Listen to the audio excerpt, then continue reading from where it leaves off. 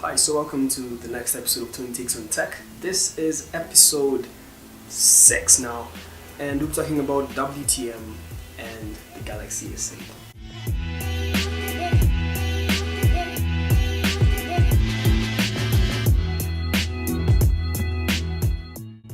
So WTM means Women Techmakers. Now, what Women Techmakers does is address the issue of diversity in the technology industry by providing a platform where a community is created, which provides women with the tools and the platforms that they need to grow in the technology industry. Provides tools for mentorship and also mentoring young women in technology. Also has provisions for events like what we did, where we raise awareness for women and also improve their technical skills through having code labs and all that. It's basically having like a normal GDG event, but this is specifically tailored for women and addressing their issues in technology. Yeah. So what we had at Kabarak University on March 25th was the WTM meeting, and it was really amazing.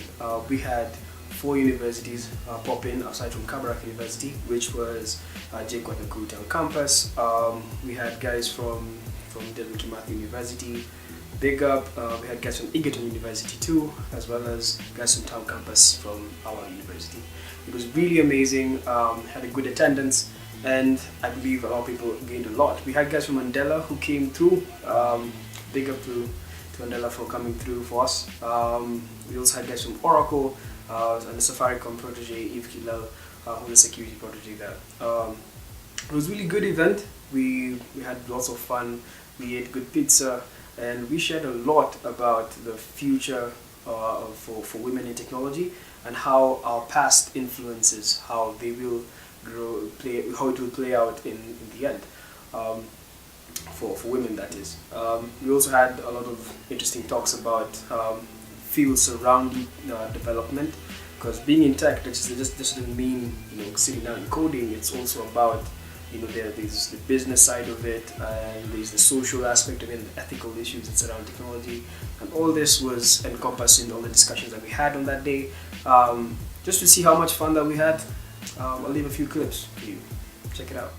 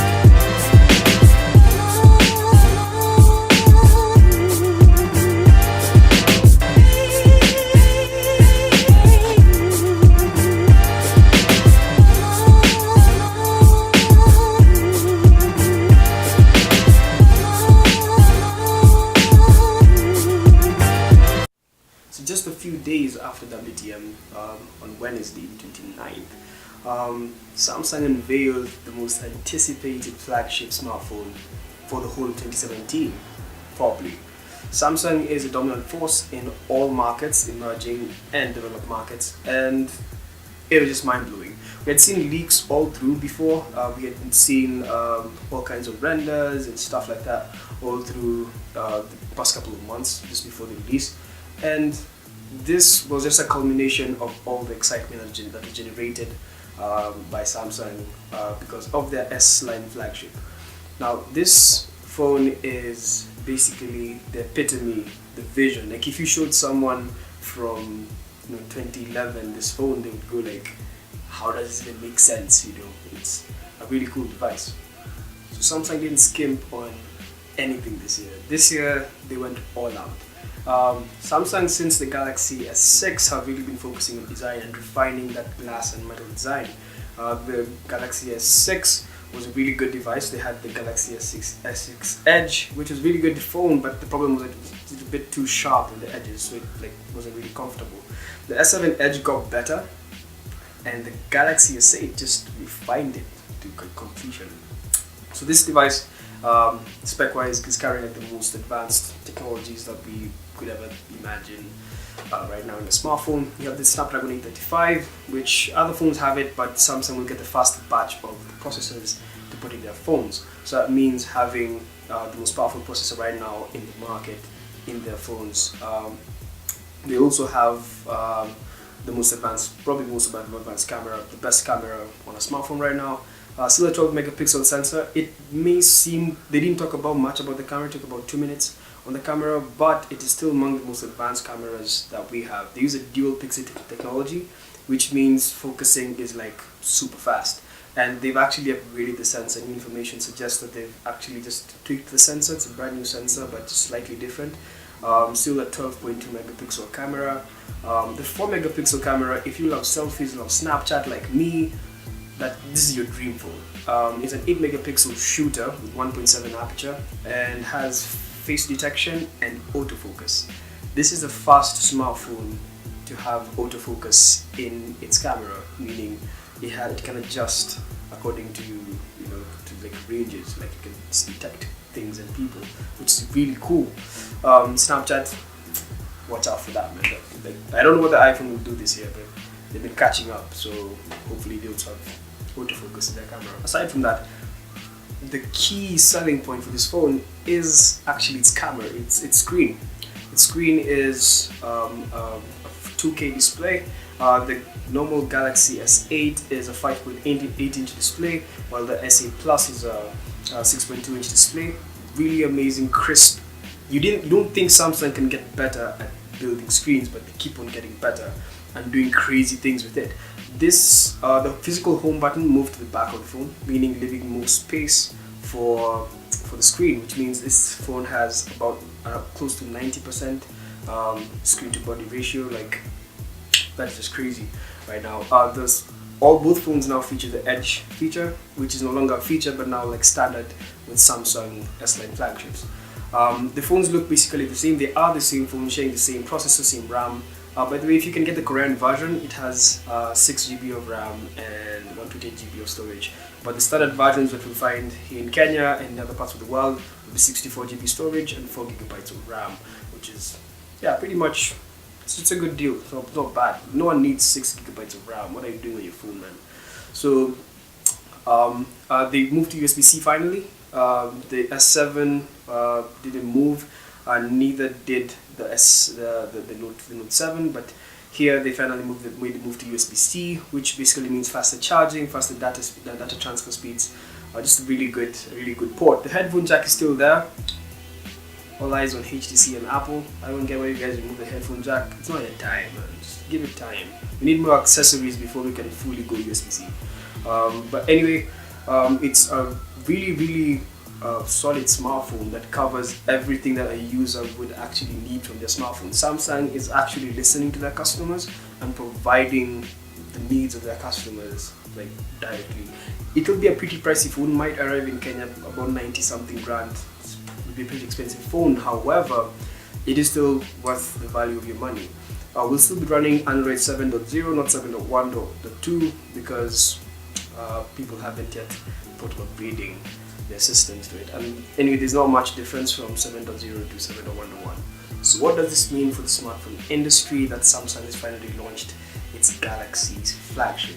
Now they'll be shipping on April the 21st. Pre-orders are open right now. You can actually order through Safaricom and a couple of other places, even through the Samsung website for Kenya. You can actually make pre-orders for the Galaxy S8. However, the phone is pricey, really pricey, and not many people will actually buy the phone at first. A good deal will still be getting the S7 Edge. Still an amazing phone, and you can get it at a really good price. If you search around properly, you can get a really good device. The price will come down over time as the year progresses on. But for now, it's still pretty expensive. Guys like Phone Express still sell it at about 80 grand, close to 80 grand, 70 something grand. Still expensive for a smartphone, really. Not many people are willing to spend that much money on a smartphone, yet people still want good quality. So my opinion is, if you still want a Samsung, the A series smartphones are still fantastic smartphones. They may seem a bit too expensive at times, but they're really good smartphones, especially now. They have water resistance. Something like the Galaxy A5 has really good cameras right now. The difference between cameras on a Samsung A series smartphone and something for a similar price on other manufacturers is like worlds apart. These guys are really doing really good jobs with the smartphones now. If you're interested, also Lenovo are doing a good job with the Moto series. They're also in Kenya now, and they're really good. I would prefer getting a Moto Z, but not just yet. However, the Galaxy smartphone will always be the king at the top of the pile. Right now, there are very few kings of the Android smartphone world. The Samsung Galaxy S8, the Google Pixel XL, and maybe once in a while the OnePlus. OnePlus makes really good smartphones, and those are the ones that put you at the top of the pile, along with Apple's iPhone. But if you're looking for something right now at the top of the line, you can either go for the S8 or wait till the end of the year and just get a Google Pixel or a OnePlus or an iPhone if you're interested in iPhones. I can't talk much about the iOS ecosystem because it's not as accessible as the Android platform. But my advice to you is, if you can get like a Samsung A series smartphone, you have a bit of money to spend, an A series smartphone or the previous Galaxy flagship, the S7 or the S7 Edge, would be a really good buy. So you can follow me on social media in the links below. Follow me on Snapchat and Instagram for live updates on stuff that I'm just doing along the week that's tech related. You'll find a lot of cool stuff there, either reviews of stuff that I find, just my thoughts on stuff. Also talking about, I can answer your questions on anything that you have. You can leave them in the comments below or hit me up on Twitter, Facebook, Instagram, so Snapchat, at any point in time, any time of the night, I'll still reply. It's cool. So yeah, until next time guys, this is Tony Takes on Tech. Keep it real, keep it fresh. Peace.